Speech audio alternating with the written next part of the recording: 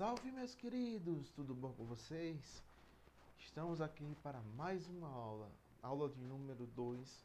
Vamos falar sobre grandezas diretamente e inversamente proporcionais, ou seja, trabalhar com razões, proporções e a regra de 3, certo? Dentre aí a gente vai ver algumas grandezas e as unidades de grandezas e suas transformações, certo? Então a gente vai dar início à nossa aula. Quando a gente fala em razão, proporção, regra de 3, a gente tem que trabalhar sempre com divisões. Envolve sempre o conceito de divisões. Em uma delas, a gente trabalha com divisões em partes proporcionais, certo? Então a gente vai ver como é que eu faço divisão em partes proporcionais. Lembrando que, já adianto, a gente vai ter as partes diretamente proporcionais e as partes inversamente proporcionais, certo? Então, vamos fazer o seguinte, ó. Divida o valor n em partes diretamente proporcionais a x e y. Quando a gente fala assim, a gente tem a ideia do seguinte, a gente tem um valor n e a gente vai dividir de acordo com os valores x e y. Eles aqui vão me dizer qual é a proporção que eu tenho para dividir, certo? E a partir daí eu posso encontrar os valores finais dessa divisão. Então vamos imaginar o seguinte, ó, que a parte proporcional é sempre um valor dividido por uma soma. Vai ser um valor n, certo? Pode ser qualquer coisa que você queira dividir. E a soma de x e y é a quantidade das partes que vão receber esse valor. Ou seja, vamos supor que eu tenho um valor, um dinheiro para dividir entre duas pessoas, que eu vou chamar de x e de y, certo? Então, de acordo com algum critério que eu tenha, sei lá, quem for mais velho ganha mais, quem for mais novo ganha menos, a gente pode usar o critério das idades. A gente pode somar as idades e achar a parte proporcional com relação às idades. Vai depender da situação que eu estou calculando. E depois eu vou pegar a parte proporcional de cada um, multiplicando o valor que eu já tinha, certo? Vamos supor que fosse a idade, vezes o valor da parte proporcional, tanto para x como para y. Ou seja, as duas pessoas vão ter dois valores. Então vamos imaginar o seguinte, ó. Dona Célia foi para um passeio com seus dois netinhos e comprou um sorvete para cada um deles, certo? Só que aí André ficou com picolé e achou ruim porque Bruna ganhou um sorvete que é maior, quase maior que a boca da menina. Com certeza é maior, né? Ele ficou com ciúme. Poxa, ela ganhou um sorvete e eu ganhei um picolé. Injusto isso. Aí a avó dele disse o seguinte, que quando chegasse em casa ia dividir, fazer uma divisão melhor para eles, em que ela tinha um dinheiro guardado, certo? E ia dar uma mesada para cada um deles, de acordo com a nota que eles tiraram numa prova de matemática, certo? Então vamos imaginar o seguinte, André ele tirou 5 na prova de matemática. E Bruna tirou 8 na prova de matemática. E ela tem um valor de R$390 para dividir por dois, de acordo com essas notas. Então vamos lá, a parte proporcional vai ser os 390. Como eu estou usando o critério das notas, eu somo as notas. 5, 8 dá 13. Dividindo 390 por 13, eu vou ter 30. Esse 30 quer dizer o quê? Que a parte proporcional a cada um ponto na nota, ou seja, cada um ponto na nota que cada um teve, vai valer 30. Ou seja, se André tirou 5, ele vai ter 5 partes de 30, ou seja, 150. E Bruna, como tirou 8, vai ter 8 partes de 30, que vai ser igual a 240. E eu somando 150 com 240 vai dar os 390 que eu tinha antes.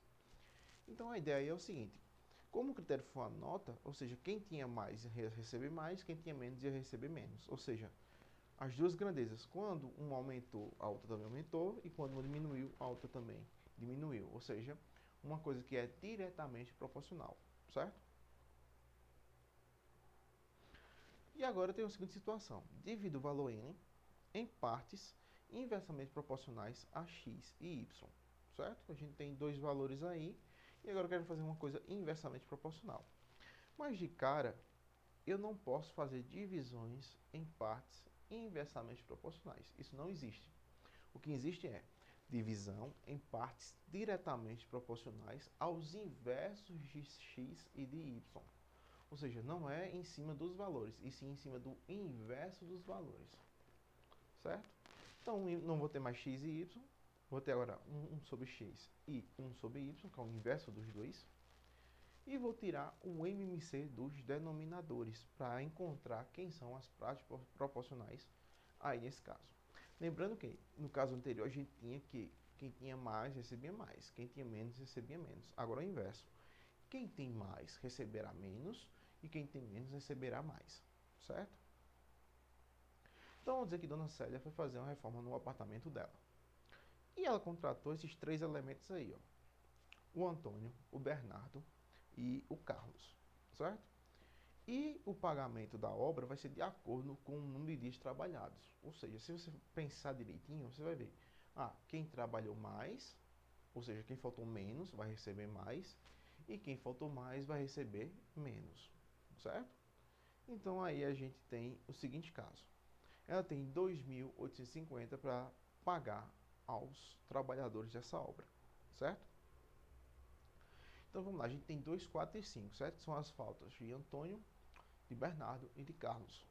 Como a gente não pode calcular inversamente proporcional, porque o caso não permite fazer diretamente proporcional, a gente vai calcular o inverso. Então o inverso de 2 é 1 meio, de 4 é 1 quarto e de 5 é 1 quinto. E agora eu tiro o MMC de 2, 4, 5. Quando eu calcular o MMC de 2, 4, 5 de acordo com a aula passada, a gente vai encontrar o valor de 20. E vou multiplicar 20 por 1 meio, 20 por 1 quarto e 20 por 1 quinto. E eu vou ter 20 por 1 meio dá 10, 20 por 1 quarto dá 5 e 20 por 1 quinto dá 4. Então agora o que era 2, 4 e 5, agora virou 10, 5 e 4. Ou seja, quem era 2 passa a ser 10, quem era 4 passa a ser 5, quem era 5 passa a ser 4. Certo? Então você observa o seguinte, que houve uma inversão na ordem dos valores. E agora eu posso fazer uma coisa diretamente proporcional, que é fazer a parte proporcional. Eu vou pegar os 2.850 e dividir pela soma desses números aí, ó, que deu, no caso, deu 10 mais 5 mais 4, deu 19. 2.850 dividido por 19, isso vai me dar 150. Então, a parte proporcional de cada dia de falta, certo? Que faltou, vai valer 150. E agora eu calculo. Como o Antônio faltou menos, ele vai ter 10 partes desse valor. Então, 10 vezes 150 vai dar 1.500. Bernardo, como faltou 5, vai ter 5 partes, 150 vai dar 750. E Carlos, como faltou 4 vezes, né, como foi inversamente proporcional, 4 partes, 150 vai ter 600. Porque aí, ó, como quem faltou menos ganha mais e quem faltou mais ganha menos, certo? Então, repetindo, não existe partes inversamente proporcionais. O que existe é divisão em partes diretamente proporcionais aos inversos dos números que eu estou associando, certo? E aí, quando a gente avança, a gente tem o trabalho com as medidas, certo? A gente tem as grandezas e as medidas aí. Quando a gente fala em grandeza ou qualquer caso, a gente trabalha sempre com razões, certo? A razão é a divisão entre dois números, o numerador e o denominador. E eu posso fazer razões de duas grandezas. Se as grandezas forem da mesma natureza, ou seja, aí eu tenho 200 gramas, 50 gramas, eu vou ter um número sem unidade no final, na divisão. Porque grama vai se cancelar com grama, vai ter apenas um valor, que no caso aí seria 4, ou 4 sobre 1. Quando a gente tem duas grandezas diferentes numa divisão, a gente pode ter uma terceira grandeza como resultado. Como aí eu tenho 180 metros em 12 segundos, vamos imaginar que foi uma pessoa que percorreu 180 metros em 12 segundos, Isso vai me dar 15 metros por segundo. Eu vou dividir 180 por 12 e vai sobrar metros por segundo. Isso é o que a gente chama de velocidade. Eu tenho 75 gramas de um certo material em 15 centímetros cúbicos de volume de outro material. Então, eu vou saber qual é a densidade desse valor aí. Então, para isso, o que vai acontecer? Eu vou fazer a divisão, certo? 75 por 15, e vai sobrar gramas por centímetro cúbico, que é o caso, eu vou ter a densidade, certo? Outro tipo de grandeza, a gente tem 72 newtons, que é a unidade de força, certo? Da física, dividido por 6 metros quadrados. Ou seja, newton por metro quadrado dá a ideia de pressão, certo? Então, pressão é a força dividida pela área. E a partir daí vai ser necessário fazer umas conversões de unidades. E para fazer essas conversões, a gente tem que analisar o seguinte. Primeiro, as grandezas, elas determinam o quanto a grandeza física pode ser equivalente à outra. Por exemplo, se eu tiver 10 e 10 de alguma coisa, que eu não sei ainda o nome, não denominei, eu posso dizer que elas são iguais. Mas, por exemplo, eu coloco 10 km e 10 metros, eu posso fazer a comparação dos dois e ver que uma grandeza é maior do que a outra, certo? Então, a conversão de unidades é justamente para saber quem é maior e quem é diferente nas grandezas.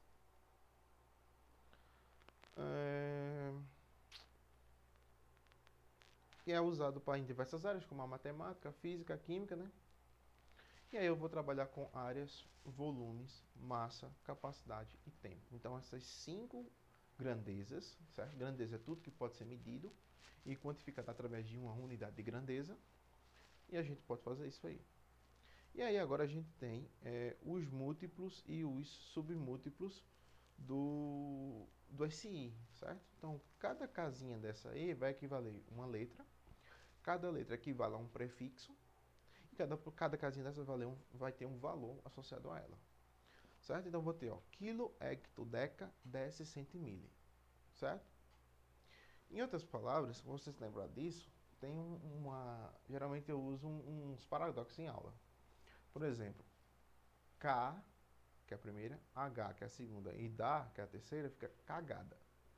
E o último é DCM. Aí eu imaginei, do coelho maluco. Então, cagada do coelho maluco, a gente tem os prefixos com os índices de cada prefixo. O K de quilo, o H de hecto, o DA de deca, o D de deci, o C de centi e o M de mili. E cada casinha dessa vai valer 10. Se for para a direita, vai ser uma divisão, aliás, uma multiplicação por 10. Se for para a esquerda, vai ser uma divisão por 10. Lembrando que para a esquerda é crescente, para a direita é decrescente. Então tá aí, multiplica para a direita e divide para a esquerda, por potências de 10. Cada casinha dessa vai valer 10. Então vamos lá, vamos analisar as unidades. A gente tem agora as unidades de comprimento. A unidade de comprimento do SI, que a gente aborda, é sempre um metro. E o metro vai usar os múltiplos e submúltiplos. É só você colocar o Mzinho em cada letrinha daquelas que a gente mostrou ainda agora. Então vai ficar quilômetro, hectômetro, decâmetro, metro, decímetro, centímetro e milímetro. Lembrando que a unidade principal vai ficar no meio, certo? E as demais vai ser os múltiplos para a esquerda e os submúltiplos para a direita.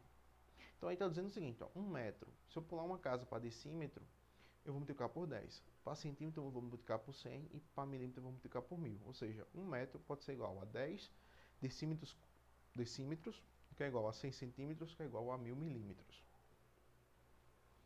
Do mesmo jeito, se eu for para a esquerda, 1 metro é igual a 1 décimo de decâmetro, que é igual a um centésimo de hectômetro, que é igual a 1 milésimo de quilômetro, certo?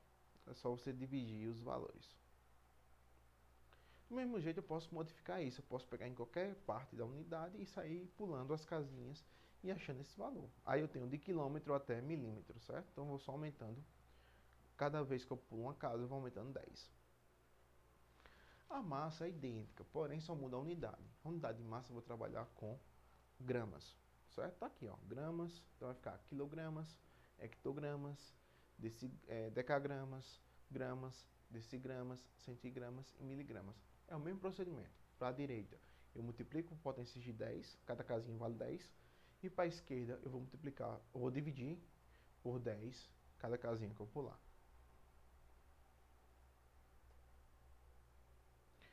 E agora a gente vai ter áreas e volumes.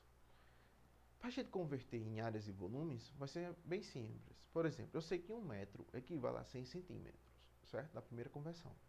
Quando eu trabalho com áreas em 2 dimensões, eu vou apenas elevar ao quadrado disso aí. Então quer dizer que 1 metro quadrado é igual a 100 centímetros ao quadrado, que no caso vai me dar 10.000 centímetros quadrados, certo? Então eu duplico o número de zeros.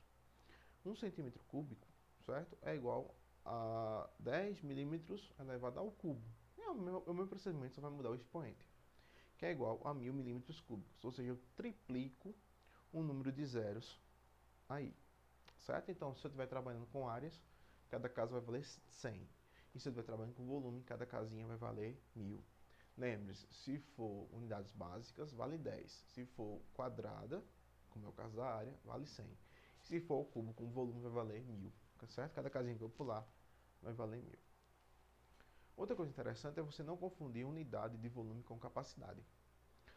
Volume, você inclui o recipiente, certo? Imagina uma garrafa de vidro. Você calcula o volume dela incluindo o vidro. Se for calcular em si, né? Se eu calcular apenas o quanto essa garrafa suporta de volume, de alguma coisa de água, de álcool, de qualquer líquido, certo? Ou qualquer... se eu estiver trabalhando com materiais sólidos também, que pode ter a capacidade, só que aí eu vou ter o peso, né? Entre aspas, que é a massa, eu vou ter a capacidade. Ou seja, o quanto o recipiente comporta é a capacidade. E ele completinho, mas o que ele comporta é chamado de volume. E aí a gente tem algumas unidades básicas de conversão direta. 1 milímetro é igual a 1 centímetro cúbico, 1 litro é igual a 1 decímetro cúbico é igual a 1.000 centímetros cúbicos, e 1 metro cúbico é igual a 1.000 litros. E 1 tonelada é igual a 1.000 quilogramas, certo? Então aí algumas unidades fora daquela tabelinha lá que a gente tem as conversões aí. E no tempo, a gente tem que uma semana são 7 dias, um dia são 24 horas, uma hora são 60 minutos e um minuto é 60 segundos. Na tabelinha a gente só vai ter hora, minuto e segundo. Se eu for para a direita, eu multiplico, se eu for para a esquerda, eu divido. E a casa agora não vai valer mais 10, vai valer 60 por padrão, porque uma hora é 60 minutos e um minuto são 60 segundos.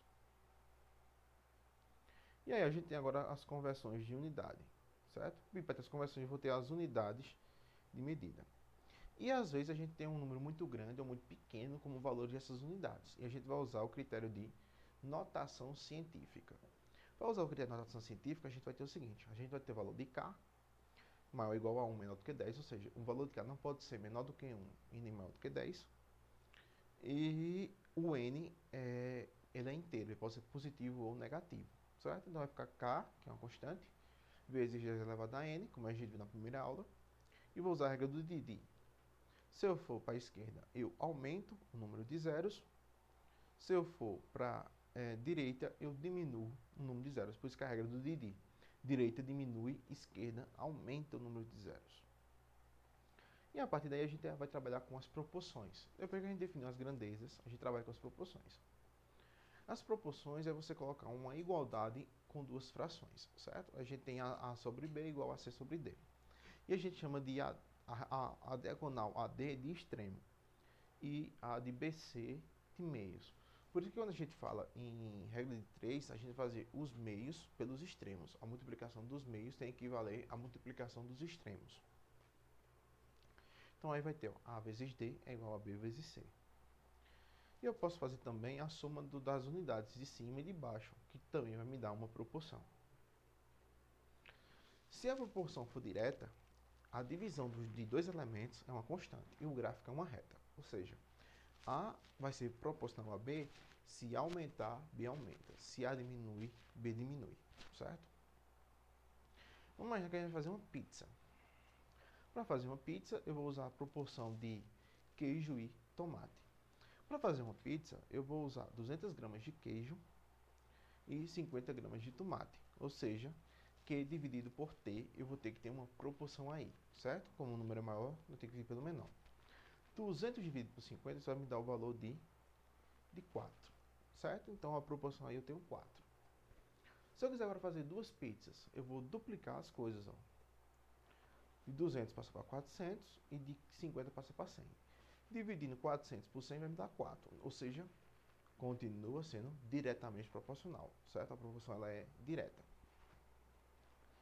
Se eu agora quintuplicar para fazer 5 pizzas, eu vou ter 200 vezes 5 dá 1000, e 50 vezes 250, 50 vezes 5 vai dar 250. Se eu pegar 1000 dividido por 250, isso vai me dar exatamente o valor de 4. E para fazer 10 pizzas, vai ser 2000 dividido por 500, também vai me dar o valor de 4. Como todas as divisões me deram o mesmo valor, eu vou dizer que Q é proporcional a T, certo? Então a divisão ela é diretamente proporcional. Quando ela for inversamente proporcional, eu, em vez de ter uma divisão constante, eu tenho uma multiplicação constante, certo? E o gráfico vai mudar, o gráfico não vai ser mais a reta. Por quê? Porque A é proporcional ao inverso de B. Na hora que A aumenta, B diminui. E na hora que B diminui, A aumenta, certo? E o gráfico que você está vendo aí em cima é justamente uma curva. Essa curva é chamada de ramo de hipérbole, certo? Hipérbole é uma cônica, certo? É uma secção cônica que a gente vai ver em geometria analítica. Mas de antemão a gente já vê que o gráfico de uma grandeza inversamente proporcional é uma curva de hipérbole, certo? E já foi tema de questão do Enem, só para identificar qual é o melhor gráfico para fazer a representação de uma grandeza inversamente proporcional, certo? Porque nesse caso aí eu não posso ter zero. Como eu estou trabalhando com frações aí, nesse caso, a grandeza é proporcional ao inverso de uma fração, eu vou ter não posso ter zero ali no lugar do B, né? O B tem que ser diferente de zero. Então o B não pode ser tocado e nem o A pode ser tocado, porque quando der zero, o gráfico não pode tocar nenhum eixo. Então vamos imaginar o seguinte, ó, a gente tem um entregador de pizza e a gente tem a seguinte situação. Vai fazer 4 entregas, certo? E de acordo com os estudos, ele vai ter uma velocidade e um tempo para fazer essa entrega. Quanto mais veloz ele for, menor o tempo gasto.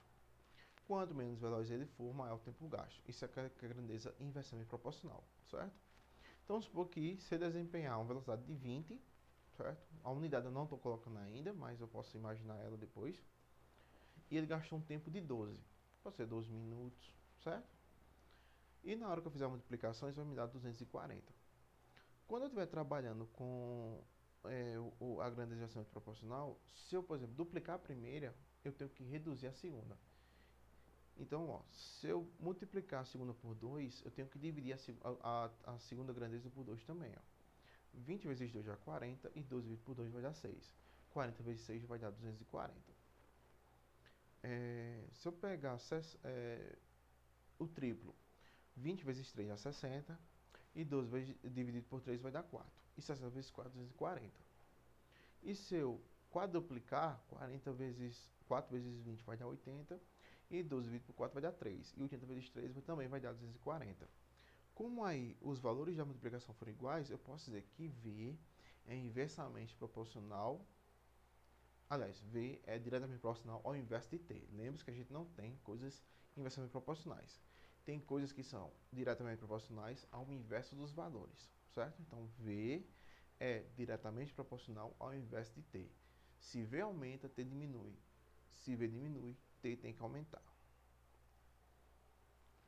E aí, agora a gente tem um caso específico que é das escalas. Para trabalhar com escalas, que é a escala lá da geografia, que é a matemática que se apoderou, a gente tem o seguinte, ó, que a escala é uma relação matemática de proporção entre o que existe entre uma representação, certo, da realidade e a realidade. Que na realidade a gente tem as dimensões reais e no mundo imaginário a gente tem as dimensões hipotéticas. É sempre vindo da forma de fração, certo? E geralmente pode vir dessa forma aqui, ó. É 1 por 500. Isso significa que uma unidade no mundo imaginário me corresponde a 500 unidades no mundo real, certo? A gente vai ver detalhadamente mais para frente um pouquinho. E isso aí vai influenciar em mapas e outras aplicações. Quando é, por exemplo, 1 por 200 mil, primeira coisa, esse 1 quer dizer que é o tamanho do modelo, certo? Na maquete, é uma coisa que você está fazendo na redução, certo? E 200 mil quer dizer que na realidade, ou seja, 1 centímetro no mundo imaginário me corresponde a 200 mil centímetros no mundo real. Ou seja, quando a escala vem assim, ela sempre trabalha com centímetro, certo? Então tem o mundo imaginário e o mundo real. A gente tem a escala natural, os tipos de escala, que é justamente a escala igual. Então, se eu quiser fazer esse celular aqui, ó, do mesmo tamanho que é ele, e fizer uma cópia idêntica dele, idêntica mesmo, vai ser uma escala normal, ou natural, porque as dimensões são iguais. Se eu quero agora pegar uma coisa muito grande e fazer uma redução dela, eu vou ter uma escala de redução. Ou seja, o primeiro valor que aparecer é sempre menor do que o segundo, certo?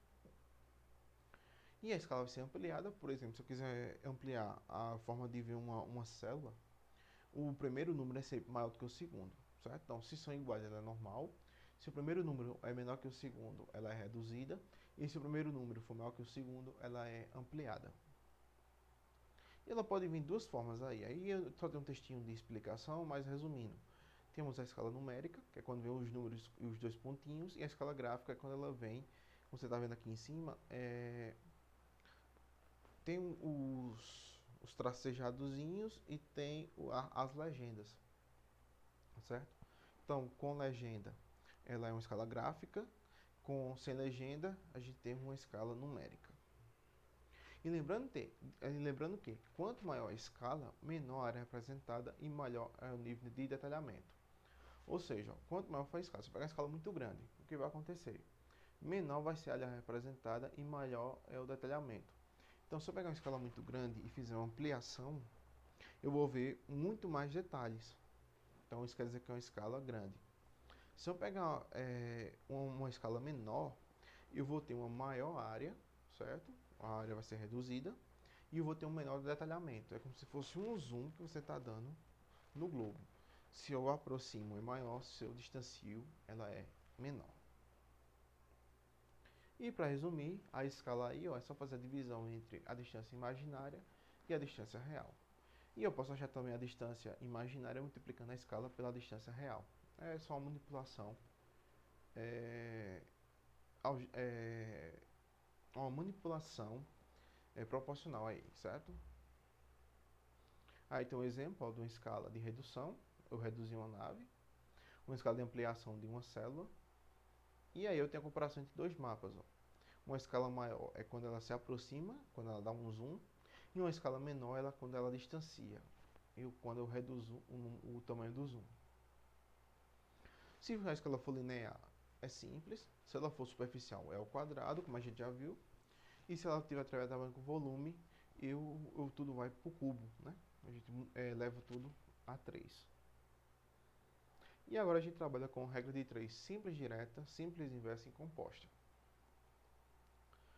A gente tem um resumozinho que a gente já viu até agora, né? Que quando é proporcional, diretamente proporcional, a gente tem uma divisão e essa divisão tem que dar o mesmo valor.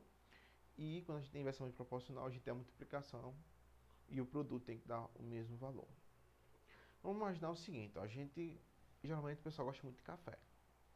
Então vamos imaginar o seguinte aqui, ó, que uma xícara de café de 50 ml, eu consigo colocar 3 gotinhas apenas de adoçante. Então se eu quiser tomar 600 ml de café, quantas gotas de adoçante eu vou colocar? Então você observa aí que existe um padrão. Quanto mais tomar café, maior a quantidade de gotas de adoçante que eu vou colocar. Então eu posso fazer uma proporção aí, ó. 50 está para 3, enquanto 600 está para x. Então eu vou ter que fazer a multiplicação aí, ó, porque elas são diretamente proporcionais. E quando eu fizer os meus pelos extremos, eu vou precisar de 36 gotas para tomar 600 ml de café. Agora vamos comparar café com quantidade de horas de dormir. Se eu tomar 3 xícaras de café, eu só consigo dormir 8 horas de sono. Então, se eu tomar agora 12 xícaras de café, quantas horas de sono eu vou tomar? Então, pela lógica, quanto mais café você toma, mais acordado você fica, ou seja, menos você dorme. Então, aí é uma grandeza inversamente proporcional. Então, é só inverter aqui os valores, ó, certo? Eu inverto o valor da unidade que eu estou trabalhando. Podia ser os café também, certo? Não tem problema nenhum. Mais uma tem que ser invertida. Então, quando eu inverter aí, eu faço a proporção. Meu pelos extremos, eu vou ver que eu só durmo 2 horas. Ou seja, na hora que a quantidade de xícaras de café aumenta, a quantidade de horas de sono vai ter que diminuir. E agora vamos comparar o seguinte: uma pessoa vai ler um livro, certo? E ele vai estimar o seguinte nas páginas. Em 7 dias, ele lê 35 páginas, estudando 4 horas por dia. Então, em quantos dias ele vai conseguir ler 700 páginas, iguais às que a gente já tinha antes, lendo agora 8 horas por dia, certo? Então, a gente vai ter que fazer de duas formas diferentes, porque aqui é uma regra de 3 composta. Quando ela é composta, eu posso fazer de duas formas. Eu posso montar uma tabela com esses valores e usar as setinhas de definição de proporcional ou inversamente proporcional, ou fazer pelo método do processo e do produto. Eu vou mostrar os dois para vocês verem. Pela regra 3 normal, a gente faz isso. A gente coloca os nomes, certo? Coloca os valores de cada unidade e agora eu vou fazer uma comparação da primeira unidade que eu tenho, certo? Eu já faço uma fraçãozinha aí com as demais unidades. Então eu vou comparar dias e páginas. Se em 7 dias eu leio 35 páginas, então em quantos dias eu vou ler 700? Então você imagina, quanto mais dias eu ler, mais páginas eu vou continuar lendo. Então aí é uma coisa que a gente chama de diretamente proporcional. Na hora que aumenta o número de dias, eu aumento o número de páginas. Ou na hora que aumenta o número de páginas, eu aumento o número de dias. Então eu consigo fazer a mesma fração, certo? Tudo isso aí vai virar fração com a mesma proporção, 35 sobre 700. E agora eu vou comparar os dias com horas por dia. Se eu ler um livro em 4 horas por dia, eu demoro 7 dias. Se aumentar agora o número de horas, o que vai acontecer com o número de dias? O número de dias vai ter que se reduzir. Como eu estou lendo mais, eu vou gastar menos tempo para terminar o livro. Então, é uma coisa inversamente proporcional. Então, eu vou ter que inverter a fração do segundo, por conta que ela não segue o mesmo padrão. Então, aí eu faço a proporção, ó, 7 sobre x, porque a grandeza sempre vai ficar isolada, igual a 35 sobre 700, que multiplica o inverso, porque é inversamente proporcional, de 4 sobre 8, que é 8 sobre 4. Fazendo o meu pelos extremos aí, ó, eu vou encontrar 700, 7 vezes 700 vezes 4, dividido por 35 vezes 8, isso vai me dar 70 dias. E agora o método do processo e do produto. A gente não vai se preocupar com as setas, nem subindo nem descendo, certo? Então, lembrando, lá a gente pode errar as setas e errar a conta. Aqui a gente pode errar o produto. Se a gente errar o produto, a gente errar a conta todinha, certo? Então, cada um tem uma falha. Se você errar as setas, você erra. Se você errar o produto, então você erra a questão. E aí é o seguinte, eu vou colocar todas as grandezas, certo? Ordenadas do jeito que elas estão. Defino o produto e deixo ele isolado. E a multiplicação vai ser de acordo aí, ó, com as linhas. Tudo que tiver grifado pela linha da mesma cor vai virar multiplicação, ó. A maiúsculo, B maiúsculo, C maiúsculo, D maiúsculo vezes E minúsculo tem que ser igual a minúsculo, B minúsculo, vezes C minúsculo, vezes D minúsculo, vezes E maiúsculo. Eu vou multiplicar quem está em preto por quem está em azul. Certo? Fica como exercício aí para vocês fazerem. Certo? Vocês identificam aí quem é o produto. Certo? Eu posso dar até uma dica aqui, antes de a gente partir. Que o produto, na maioria das vezes, 99,9% das vezes, não pode envolver tempo. Então, de cara, já dou a dica aí, ó. Quem vai ser meu produto vai ser o número de páginas, certo? Então, vocês façam como exercício aí, usando o método processo e do produto. E agora a gente vai partir para a resolução de questões do Enem. Então, vamos lá. Vamos para a questão de 2018. Um mapa é a representação reduzida e simplificada de uma localidade. Essa redução, que é feita com o uso de uma escala, mantém a proporção do espaço representado em relação ao espaço real. Aí está só explicando que a escala é justamente para fazer isso, uma redução da realidade. Certo mapa tem uma escala de 1 por 58 milhões. Considere que nesse mapa, o segmento de reta que liga um navio a um marco do tesouro, você imagina que tem um mapa lá, tem um navio num canto e o X do tesouro no outro, e diz que a distância entre eles dois entre o ponto e o barco é de 7,6 centímetros. E a pergunta é, a medida real em quilômetros desse segmento vale quanto?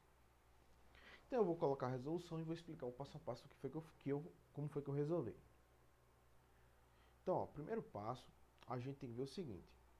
A gente tem que a escala, vejam aqui lá em cima logo, a escala é a distância imaginária sobre a distância real, e a escala foi dada de 1 por 58 milhões, certo? Como a gente sabe, na aula teórica que a gente viu, que quando a gente vê uma escala assim, toda a unidade é tudo em centímetro, ou seja, 1 centímetro no mundo imaginário, e corresponde a 58 milhões de centímetros no mundo real, eu posso fazer uma transformação em quilômetros. Por quê? Porque a resposta ela pede em quilômetros. Então, eu vou fazer 58 milhões de centímetros em quilômetros. Aí, volto para cá. Eu vou olhar na tabela. Eu estou em centímetro lá, aqui em cima, e eu tenho que ir para quilômetro. Ou seja, eu estou indo para a esquerda. Se eu for para a esquerda, eu vou dividir por algum valor. E na hora que eu contar o número de casas que eu pulo, de centímetro, passando por decímetro, passando por metro, por decâmetro, por hectômetro, para chegar em quilômetro, eu vou ter 5 casas.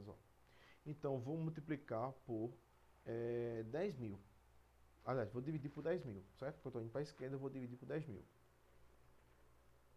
É 10 mil? Deixa eu ver, conferir aqui. 10... Aliás, 100 mil, né? 100 mil. 100 mil, porque 5 zeros é 100 mil. Se fosse mais um zero, é 1 milhão. Então, eu vou fazer o seguinte, eu vou fazer 58 milhões dividido por 100 mil. Na hora que eu simplificar isso aí, cortando só os zeros, eu vou ter 580 quilômetros. E no mapa diz o seguinte, que 1 centímetro equivale a esse valor aí, que é 580 quilômetros. E se no mapa está dizendo que a distância do mapa para a marca do tesouro é 7,6, eu vou fazer igual a x. Então, eu vou multiplicar 7,6 vezes 580. Fazendo 580 vezes 7,6, eu vou encontrar 4.408 quilômetros, que corresponde à letra A da prova do Enem. Certo? Então, a questãozinha simples, você pode fazer passo a passo, certo? Todas as questões você pode parar, tentar fazer, olha a minha resolução e tentar entender ela, certo? Qualquer coisa vocês podem falar. E você vê o resultado final aí, certo? Identifica o que é a escala, vê qual é o valor da escala, converte o valor da escala, certo? E depois faz uma regra de 3 associando o valor da escala com o valor do mundo imaginário.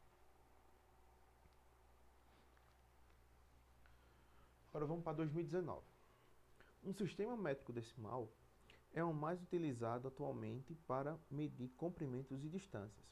Em algumas atividades, porém, é possível observar a utilização de diferentes unidades de medida.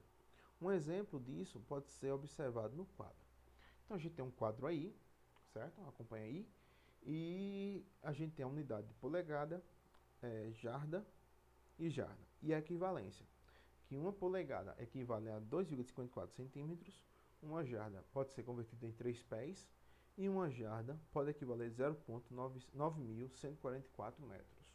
E a pergunta é, quando eu converter um pé em polegada, isso vai me dar quantas polegadas, né? Assim, um pé em polegada equivale a quanto?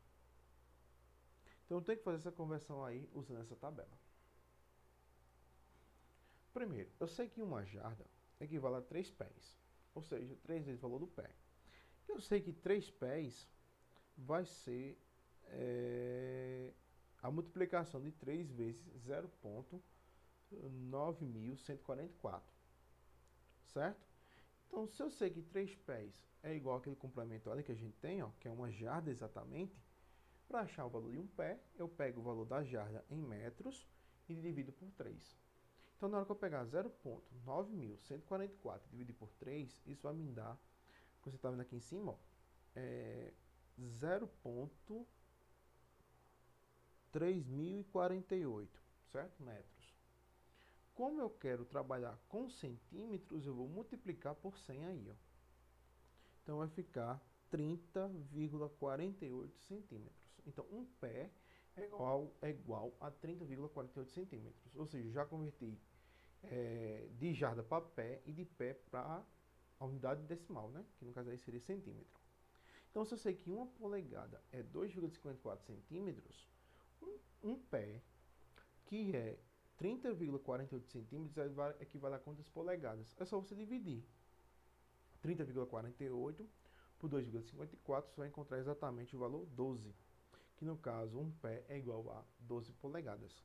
Resposta correta, letra D, de dado. Vamos novamente para 2019. O rótulo da embalagem de um cosmético informa qual a dissolução de seu conteúdo, de acordo com suas especificações. Ele rende 2,7 litros desse produto pronto para o uso. Uma pessoa será submetida a um tratamento estético, em que deveria tomar um banho de imersão, ou seja, ela ia apenas molhar o corpo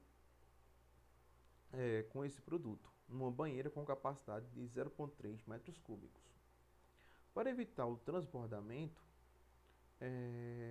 essa banheira será preenchida em apenas 80% de sua capacidade, ou seja, o volume aí em capacidade só vai ter 80% do valor líquido. Então, para esse banho, o número mínimo de embalagem desse cosmético é 4. Então, ó, vamos só imaginar. A gente tem o seguinte, ó, a gente tem um cosmético que a pessoa vai usar, vamos supor que seja uma pintura para, sei lá, descolorir o corpo todo. E nas especificações diz que rende 2,7 litros, cada frasquinho, cada rótulozinho desse. E diz mais que a banheira tem 0,3 metros cúbicos. Então, tenho que saber quanto equivale o metro cúbico em litros, para saber quantas embalagens eu vou ter que associar a essa banheira. Lembrando que ela não vai ter o total preenchido, vai ser apenas 80% de sua capacidade. Então tá aí, ó, o volume da banheira é 0,3 metros cúbicos. Então, se eu sei que 1 metro cúbico é igual a 1000 litros, eu botei 100, mas é 1000, certo? Vocês corrijam aí. O X, na regra de 3, vai ser 0,3 vezes 1000, certo? Que vai me dar o valor de, ali era 300, 2, é isso mesmo. O valor tá certo, só que ali em vez de 100 é 1000. Errei na descrição, mas eu vou consertar. Então, vou ter 80% apenas desse valor todo. Ou seja, se a banheira equivale a 300 litros, eu só vou pegar 80% desse valor. 80% é 80 sobre 100, o dividido na multiplicação de 300. Cortando os zeros ali, eu vou ter 3 vezes 8, 24, vezes 10, 240 litros. Se eu sei que a banheira não vai ter mais os 300 litros, vai ser apenas 240, e eu sei que uma embalagem pode comportar ou pode se adequar a 2,7 litros, eu vou pegar os 240 e dividir por 2,7. Isso vai me dar 89 frascos desse conteúdo aí, certo? Então, o número mínimo de embalagens vai ser 89. Então, paramos na letra C. Vamos para 2013. Uma indústria tem um reservatório de água com capacidade para 900 metros cúbicos. Quando há necessidade de limpeza do reservatório, toda a água precisa ser escoada. O escoamento da água é feito por 6 ralos e dura 6 horas, quando o reservatório está cheio. Essa indústria construirá um novo reservatório, com capacidade de 500 metros cúbicos, cujo escoamento de água deve ser realizado em 4 horas. Quando o reservatório estiver cheio, os ralos utilizados no novo reservatório deverão ser idênticos aos já existentes. Então a pergunta é: a quantidade mínima de ralos do novo reservatório deve ser igual a quanto? Então você percebe que existem vários valores, várias unidades, várias grandezas, então vou ter que organizar isso. Então tá aí, ó, eu vou ter a capacidade de metros cúbicos, certo? Olha primeiro ali para baixo. A capacidade de metros cúbicos, o número de ralos e vou ter o tempo em horas de escoamento. Eu vou preencher, ó, 900 metros cúbicos utilizando 6 ralos, escoa em 6 horas. 500 metros cúbicos, eu vou ter que saber qual a quantidade de ralos para escoar isso tudo em 4 horas. E vou fazer a comparação de cada uma delas. Se eu comparar o número de ralos com o número de capacidade, ou seja, quanto maior a capacidade, maior o número de ralos que eu vou ter para escoar essa água. Então elas são diretamente proporcionais, setinha tudo para cima. Então eu vou isolar o 6 sobre x, tá lá em cima, agora vocês olham para cima, igual a quanto? Como aí segue o mesmo patamar, eu vou colocar 900 sobre 500, tá lá em cima, multiplicado por. Se eu tiver maior número de ralos, o tempo de escoamento diminui. Se eu tiver um menor número de ralos, o tempo de escoamento aumenta, certo? Então é inversamente proporcional. Então, em vez de eu ter 6 sobre 4, eu vou ter 4 sobre 6. E ali eu vou fazer umas simplificaçõezinhas para encontrar a proporção. Ó. E no final, fazendo as operações devidas, eu vou encontrar x igual a 5. Então eu vou precisar de 5 ralos. Então, letra C.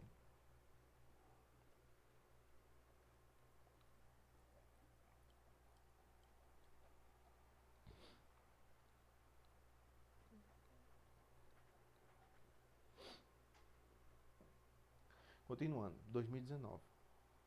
A bula de um antibiótico infantil, fabricado na forma de xarope, recomenda que sejam ministradas diariamente no máximo 500 miligramas desse medicamento para cada quilograma de massa do paciente. Então, ó, para cada 1 quilo de massa de um paciente, ele pode apenas tomar 500 miligramas desse medicamento. Um pediatra prescreveu a dosagem máxima desse medicamento para ser ministrada diariamente a uma criança de 20 quilogramas, no período de 5 dias. Esse medicamento pode ser comprado em frascos de 10 ml, 50 ml, 100 ml, 200 ml, 250 ml e 500 ml. Os pais dessa criança decidiram comprar a quantidade exata do medicamento que precisava ser ministrada no tratamento, evitando a sobra do medicamento, ou seja, compraram apenas só o necessário. Considere que 1 grama desse medicamento ocupa um volume de 1 centímetro cúbico. Então, uma conversão que a gente tem aí, né? 1 grama equivale a 1 centímetro cúbico. A capacidade do frasco em mililitro, ou seja, em ml, que esses pais deverão comprar é 4. Então, eu tenho 5 tipos de frasco aí, com 5 capacidades de 10, 50, 100, 250 e 500. E eu quero saber qual é o frasco que eu vou usar para que não haja sobras de medicamento. Então, vamos lá. Primeiro passo. Eu sei que... eu só olho para baixo aqui, né? 50 miligramas eu vou usar para 1 quilograma de massa corporal. Então, 500 miligramas é a mesma coisa de meio quilo, certo? Então, 0,5, de 0,5 gramas, meia grama. Então, eu vou usar meia grama para cada 1 quilo. Se a criança tem 20 quilogramas, eu vou fazer uma regrinha de 3. Ó. Então, x vezes 0,5 vezes 20, isso vai me dar 10 gramas por dia. Então, essa criança pode tomar 10 gramas desse medicamento por dia. Então, se ela toma 10 gramas por dia, eu vou usar isso para 5 dias. Então, consequentemente, eu vou ter 50 gramas. Certo? Se cada dia são 10 gramas, em 5 dias eu vou ter 50 gramas. Essas 50 gramas, pela lógica da questão que ela fala, equivale a 50 centímetros cúbicos. Só que 50 centímetros cúbicos é igual exatamente a 50 ml, porque 1 centímetro cúbico é igual a 1 ml. Então, eu vou ter apenas 50 ml, que é o frasco número 2, a letra B de bola. É bem simples, certo? Essa questão é bem simples e direta.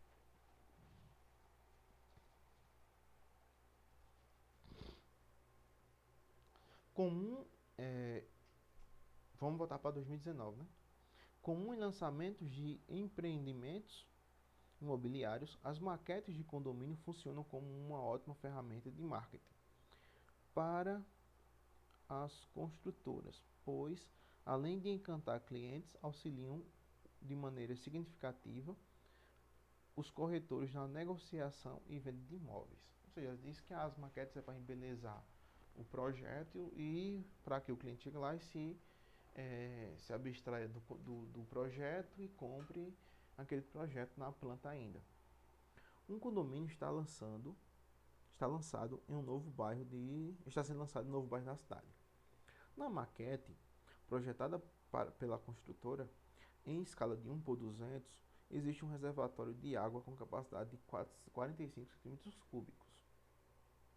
Então, ó, a gente tem que a escala da maquete, é de 1 por 200, ou seja, 1 centímetro no mundo imaginário me corresponde a 200 centímetros no mundo real. E tem um reservatório com capacidade de 45 centímetros cúbicos. Quando todas as famílias estiverem residindo no condomínio, a estimativa é que, por dia, sejam consumidas 30 mil litros de água, certo? Quando todas as famílias estiverem usando essa água toda, a gente tem uma certa demanda. Em uma eventual falta de água, o reservatório cheio será suficiente para abastecer o condomínio por quantos dias? Então a gente tem na maquete um projeto de como é que a gente chama, de um reservatório. Ele diz que no reservatório lá da maquete o volume é de 45 centímetros cúbicos. Eu tenho uma escala da maquete e eu quero saber quantos dias esse reservatório cheio vai abastecer o condomínio, sabendo que o total das famílias lá consomem 30 mil litros de água por dia. Então, quer saber o número de dias que esse reservatório vai abastecer esse condomínio. Então, vamos lá. A escala é de 1 por 200 e o volume do reservatório é de 45 centímetros cúbicos. E o consumo diário que a gente tem, né, é 30 mil litros por dia. Então, a gente vai colocar a escala. Ó. A escala de 1 por 200 elevado ao cubo, porque eu estou trabalhando com volume, certo? É volumétrica. É igual a 45 sobre x. X é o valor da proporção que eu vou ver no mundo real, certo? Lembre-se, é o mundo imaginário dividido pelo mundo real. Então vai ficar 1 ao cubo dá 1, 200 ao cubo vai dar 1, 2, 3, 4, 5, 1, 2, 3, 4, 5, 6, vai dar 8 milhões, igual a 45 sobre x.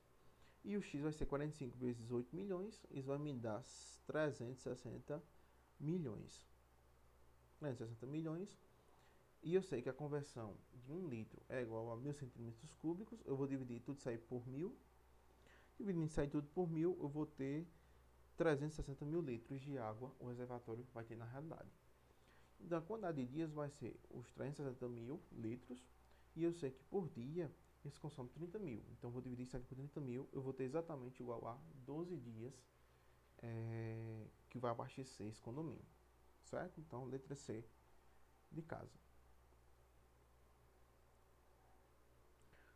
Vamos lá, vamos agora para 2016.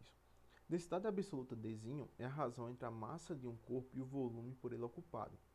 Um professor propôs à sua turma que os alunos analisassem a densidade de 3 corpos, D de A, D de B e D de C. Os alunos verificaram que o corpo A possuía 1,5 vezes a massa do corpo B, e esse, por sua vez, tinha 3/4 da massa do corpo de C. Observaram ainda que o volume do corpo A era o mesmo de B e 20% maior do que o volume de C, certo? Em comparação a A. Após análise, os alunos ordenaram corretamente as densidades. Então, quer saber quem é mais denso e quem é menos denso aí. A primeira coisa que a gente tem que fazer é colocar os valores. Ó. Vamos fazer o seguinte. A densidade de A. Quem é a densidade de A? Eu sei que a massa de A é 1,5 de B. E a massa de B é 3/4 da massa de C. Ou seja, a massa de C é igual a 4/3 da massa de B. Então, vamos fazer tudo em função de B, que fica mais fácil. O volume de A é igual ao volume de B, que é igual ao volume de C, vezes 1,2, que é um aumento de 20%. E o volume de B é 12 sobre 10, né? O volume de C. E o volume de C é igual a 10 sobre 12, simplificando tudo, o volume de C é igual a 5/6 do volume de B. Então, tudo que a gente fez aí embaixo, certo? Aí embaixo, a gente foi só manipulação. Então, a densidade de A vai ser a massa de A, que é 1,5 de B, e o volume é o mesmo, então vai ficar 1,5 para a densidade de B. A densidade de B é padrão, certo? Como é a unidade básica, a gente tem uma densidade de B. E a densidade de C vai ser 4/3 da massa de B, porque é a massa que eu tenho. E o volume em relação a B, eu tenho 5/6 do volume de B. Então, fazendo 4/3 multiplicado pelo inverso de 5/6, que é 6 sobre 5, eu vou ter 24 sobre 15. Simplificando, vai ser 8 sobre 5, que vai ser igual a divisão de 8 por 5, vai ficar 1,6. Então, comparando os três, eu vou ter quem é mais denso. Quem é mais denso é D de C. Quem é menos denso é D de B. Então, D de B é menor que D de A. Quem é menor do que D de C. Certo? É só você colocar as densidades e você encontra diretamente os valores que você quer. Essa aqui foi de 2019. Coloquei 2016, mas é 2019. Foi da prova do ano passado. Ela é bem simples, é só ler a questão e marcar a alternativa. O álcool é um depressor do sistema nervoso central e age diretamente em diversos órgãos. A concentração de álcool no sangue pode ser entendida como a razão, olha só, é a razão entre a quantidade de álcool ingerido, certo? Então, aí a concentração e a quantidade de álcool medida em gramas e o volume de sangue medido em litros presente no organismo do indivíduo. Em geral, considera-se que esse volume corresponda ao valor numérico dado de 8% da massa corporal desse indivíduo, que é representado por M, medida também em quilogramas. De acordo com a Associação Médica Americana, uma concentração alcoólica superior a 0,4 gramas por litro de sangue é capaz de trazer prejuízo à saúde do indivíduo. A expressão que relaciona Q e M, que representa a concentração alcoólica prejudicial à saúde do indivíduo de acordo com a Associação Médica Americana, é de 4. Então, eu tenho que ler esse texto e fazer essa proporção aí. Então, o que é que a gente já tem? A gente sabe que a concentração, ó, primeiro passo, a concentração é a quantidade de álcool ingerido, certo? Que é em gramas, dividido pelo volume de sangue do indivíduo, que é dado em litros. Lembrando que eu só vou pegar 8% da massa corporal desse indivíduo, certo? Vou chamar de M. E a concentração para ser ruim, né, para o corpo do indivíduo, tem que ser maior do que 0,4 gramas por litro. Então, a concentração aí vai ser o quê? Vai ser o Q, que é a quantidade de álcool ingerida, dividido. 8% é 8 dividido por 100. Então, na hora que eu dividir 8 por 100, vai ficar 0,08 vezes a massa do indivíduo, certo? O volume é esse valor vezes a massa. E isso tem que ser maior do que 0,4. Então, exatamente essa expressão vai estar na letra E, certo? Então, é só você analisar, você monta os parâmetros, faz a comparação e verifica qual delas é a resposta. Então, fechamos com a letra E. E agora, a gente vai finalizar com a última questão, também do Enem passado, eu coloquei 2016, mas é 2019. Em que a gente tem o seguinte, eu vou consertar isso também. Em um jogo online, cada jogador... Então, eu vou fazer o seguinte, essa questão é muito complexa, certo? Então, o que é que eu vou fazer? Eu vou colocar a resolução aqui de lado, a gente vai acompanhar o texto e a resolução ao mesmo tempo. Olha só que loucura. Diz assim, ó. Em um jogo online, cada jogador procura subir de nível e aumentar sua experiência, que são dois parâmetros importantes no jogo, dos quais depende sua força de defesa e de ataque do participante. Então a gente tem, para cada participante do jogo, a gente tem a força de defesa e a força de ataque. A força de defesa de cada jogador é diretamente proporcional ao seu nível e ao quadrado de sua experiência. Então, ó, se você observar ali depois da chavezinha, diz lá, ó, a força de defesa do jogador é igual, ou seja, é diretamente proporcional ao seu nível, então N vezes o quadrado da sua experiência. Não é isso? Ou a experiência, cadê a sua experiência? Isso, beleza. Diretamente proporcional ao quadrado da sua experiência. Enquanto a força de ataque, então o F de A, logo abaixo tem lá, ó, cadê a força de ataque? É porque aqui tá meio pequeno para ler. Cadê? Enquanto a sua força de ataque é diretamente proporcional à sua experiência, então vamos multiplicar pela experiência e ao quadrado do seu nível, certo? Então a gente tem aí, ó. E lembrando que quando a gente falar diretamente proporcional, eu vou ter uma constante de proporcionalidade. Então eu posso dizer que f de d é igual ao nível vezes a experiência ao quadrado vezes kd, que é a constante de defesa. E a f de a, que é a força de ataque, certo? É a experiência vezes o nível ao quadrado vezes a constante de ataque.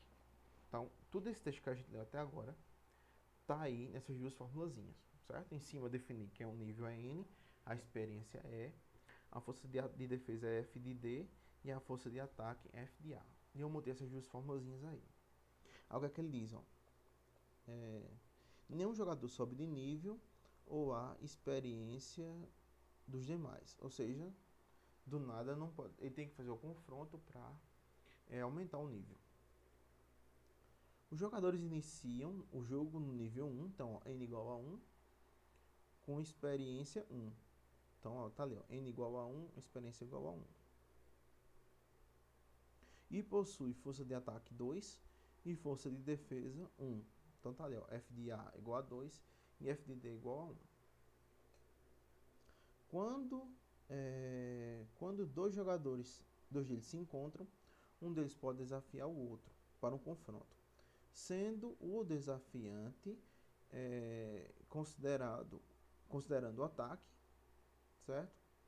E compara-se então a força de ataque do desafiante com a força de defesa do desafiado e